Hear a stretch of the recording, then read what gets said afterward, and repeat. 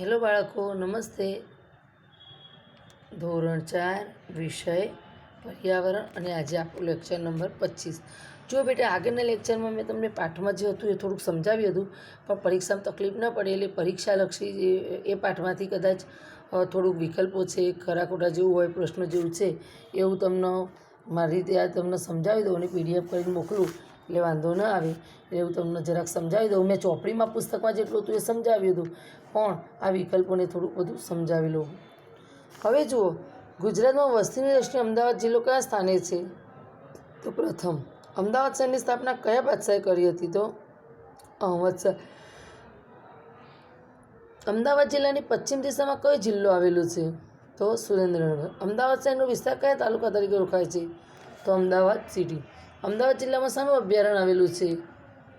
તો બોલો બેટા, શું આવશે? બોલો તો. પક્ષી અભયારણ્ય. ગુજરાતના કુલ કેટલા જિલ્લા છે? તો 33. ગુજરાતનો વિસ્તારની દ્રષ્ટિએ સૌથી મોટો જિલ્લો કયો છે? તો કચ્છ. ગુજરાતનો વિસ્તારની દ્રષ્ટિએ સૌથી નાનો જિલ્લો કયો છે? તો ડાંગ. કચ્છ જિલ્લાના કુલ કેટલા તાલુકા છે? આ પાઠમાં આવી ગયેલું જ છે બેટા, ધ્યાન રાખજો. પણ આ તમને હું સમજાવું અને PDF કરીને મોકલું તો વાંધો ન આવે, એટલા માટે તમને લઉં છું. કચ્છ જિલ્લાના કુલ કેટલા તાલુકા છે બેટા? તો 10. ગુજરાતના કયા જિલ્લામાં સૌથી મોટો ભાગ જંગલ વિસ્તાર છે? તો ડાંગ. હવે ખાલી જગ્યાઓ છે. અમદાવાદ જિલ્લાની સૌથી મોટી નદી કઈ છે? તો સાબરમતી. વૌઠામાં થતા 7 નદીઓના સંગમ સ્થાનને શું કહેવાય? તો સપ્તસંગમ. અમદાવાદ ખાલચા ઉદ્યોગ માટે જાણીતું શહેર છે? તો સૂત્ર કપ. અમદાવાદ જિલ્લાનું મુખ્ય મથક ખાલી જગ્યા છે? તો અમદાવાદ. કચ્છ જિલ્લાનું મુખ્ય મથક ખાલી જગ્યા છે? કચ્છ જિલ્લાનું મુખ્ય મથક કયું છે? બોલો તો.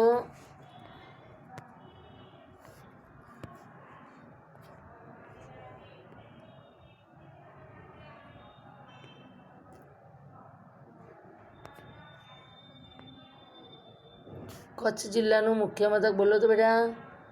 ભુજ આવશે. શું આવશે? ભુજ. હવે મિનળ દેવીએ વિરમગામમાં ખાલી જગ્યા તળાવ બંધાય? તો મુનશર. ગુજરાતનો ઊંચામાં ઊંચો પર્વત કયો? તો તમને ખબર હશે બેટા બધાને, ગિરનાર. જુનાગઢ ગયા હશો બેટા? ગયા છો ને પપ્પા મમ્મી જોડે ફરવા? ગિરનાર પર્વત ખાલી જગ્યા જિલ્લામાં આવેલું છે? તો જુનાગઢ. આવી ગયું ને એના એ. સુતરાઉ કાપડને અનુલક્ષીને અમદાવાદ જિલ્લામાં ખાલી જગ્યાનો પાક વધુ થાય છે? તો કપાસ. સુતરાઉ કાપડ શેમાંથી બને બેટા? કપાસમાંથી. એનો કપાસનો પાક વધુ હોય તો સુતરાઉ કાપડ વધારે ઉત્પાદન થઈ શકે છે. ધોળકાનું મલાવ તળાવ ખાલી જગ્યાએ બંધાવ્યું હતું? તો મિનળ દેવી. નર્મદા જિલ્લામાં આવેલા ખાલી જગ્યા મુકામે નર્મદા નદી પર બંધ બાંધવામાં આવ્યું છે? તો નવાગામ. બનાસકાંઠા જિલ્લાના ખાલી જગ્યા તાલુકામાં પાલારામ અભયારણ્ય આવેલું છે? તો પાલનપુર. હવે આગળ જોઈશું. હવે ખરા ખોટા વિધાનો જોઈશું. અમદાવાદ જિલ્લાનું સૌથી મોટું શહેર ગાંધીનગર છે? તો ખોટું. મલાવ તળાવ ન્યાય માટે જાણીતું છે? સાચું. ગુજરાતનું સૌથી મોટું સ્ટેડિયમ અમદાવાદમાં આવેલું છે? સાચું. ગિરનાર પર્વતોનું દત્તાત્રેય શિખર ગુજરાતનું સૌથી ઊંચું શિખર ગણાય છે? સાચું. હવે મોઢેરાનું સૂર્ય મંદિર જાણીતું છે? ખબર છે બેટા કે મોઢેરામાં સૂર્ય મંદિર જે છે ફેમસ છે. સુરેન્દ્રનગર જિલ્લાનો તરણેતરનો મેળો ભારતમાં જાણીતો મેળો છે? સાચું. પંચમહાલ જિલ્લામાં મકાઈનો પાક ઉગાડવામાં આવતો નથી? ખોટું. અમીરગઢ તાલુકામાં જેસોર રીંછ અભયારણ્ય આવેલું છે? સાચું. હવે બંધ વિસ્તાર જોડકા જોડવાના છે, એમાં મલાવ તળાવ, તો એના સામે શું આવશે? ધોળકા. અને સાબરમતી આશ્રમ, તો એના સામે મહાત્મા ગાંધી. પક્ષી અભયારણ્ય, તો નળ સરોવર. પુરાતન સંસ્કૃતિના અવશેષ, તો લોથલ. અમદાવાદ જિલ્લો ગુજરાતના કયા ભાગમાં આવેલો છે? તો મધ્ય ભાગમાં. અમદાવાદ જિલ્લાની ઉત્તરે કયા કયા જિલ્લાઓ આવેલા છે? તો મહેસાણા અને ગાંધીનગર. અમદાવાદ જિલ્લામાં કેટલા તાલુકા છે? તો અમદાવાદ જિલ્લામાં કેટલા તાલુકા છે બેટા? બોલો તો. અમદાવાદ જિલ્લામાં કુલ 10 તાલુકા છે. જેમાં જો સિટી, દસકોઈ, માંડલ, દેત્રોજ, રામપુરા, ઉમરગામ, સાણંદ, બાવળા, ધંધુકા, ગેર થઈ ગયા. હવે આગળ જોઈશું. સાબરમતી નદી ક્યાંથી નીકળે છે ને કોને મળે છે? તો અરવલ્લી પર્વતમાંથી નીકળે છે અને વૌઠાથી આગળ ખંભાતના અખાતને મળે છે. આ બધું જો તમે લખશો અને તૈયાર કરશો એટલે મોઢે થઈ જશે બેટા, અને પરીક્ષામાં આમાંથી પૂછાઈ શકે છે બેટા. સાબરમતી નદી કયા કયા જિલ્લાઓમાં થઈને વહે છે? તો સાબરમતી નદી બનાસકાંઠા, સાબરકાંઠા, મહેસાણા, ગાંધીનગર, અરવલ્લી, અમદાવાદ, ખેડા અને આણંદ જિલ્લામાં થઈને વહે છે. સાબરમતી નદીને અમદાવાદ જિલ્લાની કઈ કઈ નદીઓ મળે છે? તો ખારી, વાત્રક, માઝમ, ભોગાવો, મેશ્વો, શુકબાદર, શેરડી, હાથમતી અને અંધલી નદીઓ મળે છે. અમદાવાદ જિલ્લામાં પુરાતન સંસ્કૃતિના અવશેષો કયા સ્થળેથી મળી આવ્યા છે? તો તાલુકાના લોથલ મુકામે પુરાતન સંસ્કૃતિના અવશેષો, ધોળકા તાલુકાના લોથલ મુકામે એવું લખી શકીએ. સિદ્ધરાજ જયસિંહના માતા મિનળ દેવી અમદાવાદ જિલ્લામાં કયા કયા તળાવ બંધાવ્યા? તો કયા કયા તળાવ? તો ધોળકાનું મલાવ તળાવ અને વિરમગામનું મુનસર તળાવ. અમદાવાદ શહેરમાં ભદ્રનો કિલ્લો કોણે બંધાવ્યો હતો? તો અહમદ શાહ બાદશાહે.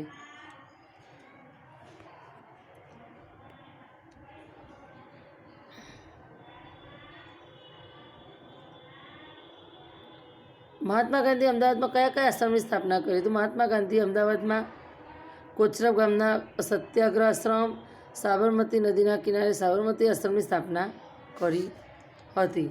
હવે આગળ જોઈશું કે તમારા જિલ્લામાં લોકો ખોરાકમાં શું શું લે છે? તો આપણે ખોરાકમાં શું લઈએ? દાળ ભાત, શાક, રોટલી, કઠોળ, પાપડ, અથાણું, છાશ વગેરે લઈ શકીએ છીએ. તમારા જિલ્લાનું જાણીતું લોકનૃત્ય કયું છે? તો લોકનૃત્યમાં કયું લખાય? અમદાવાદનું આપણે જાણીતું ગણીએ તો લોકનૃત્યમાં ગરબા અને રાસ છે. તમારા જિલ્લાના લોકોનો પોશાક તો જુઓ, અમદાવાદમાં આપણે જોઈએ તો પુરુષો શું પહેરે? પેન્ટ, શર્ટ, ધોતિયું, પહેરણ, જબ્બો, લેંગો જે જેની ઉંમર પ્રમાણે આ રીતે પહેરી શકે. જેને સ્ત્રીઓ સાડી, કબજો અને ચણિયો પહેરે છે. અત્યારે તો ડ્રેસ, કુર્તી પણ દરેકની ઉંમર પ્રમાણે પહેરી શકે છે. અન્ય શહેરોમાં રહેતા લોકો આમ આધુનિક, આ જમાનામાં સરસ પોશાક આધુનિક ચાલતો હોય એ પ્રમાણે આધુનિક પોશાક પહેરે છે. તમારા જિલ્લામાં વાહન વ્યવહારની કઈ કઈ સગવડ છે? તો મારા જિલ્લાનું અમદાવાદ શહેર ગુજરાતનું સૌથી મોટું શહેર છે. તે મોટું રેલવે જંકશન છે. મારા જિલ્લામાં સડક માર્ગનો વ્યવહાર જાનની જેમ પથરાયેલું છે. અમદાવાદથી ગુજરાતના બધા ભાગોમાં જવા માટે રેલમાર્ગ અને સડક માર્ગની સારી સગવડ છે. અમદાવાદ જે છે એક રાષ્ટ્રીય હવાઈ મથક છે. અહીંથી દેશભરમાં હવાઈ માર્ગે મુસાફરી કરી શકાય છે. જો મેં તમને સમજાવ્યું અને હવે આ PDF મોકલીશ એટલે તમારે વિષયની નોટમાં લખવાનું રહેશે. ઓકે, ધન્યવાદ.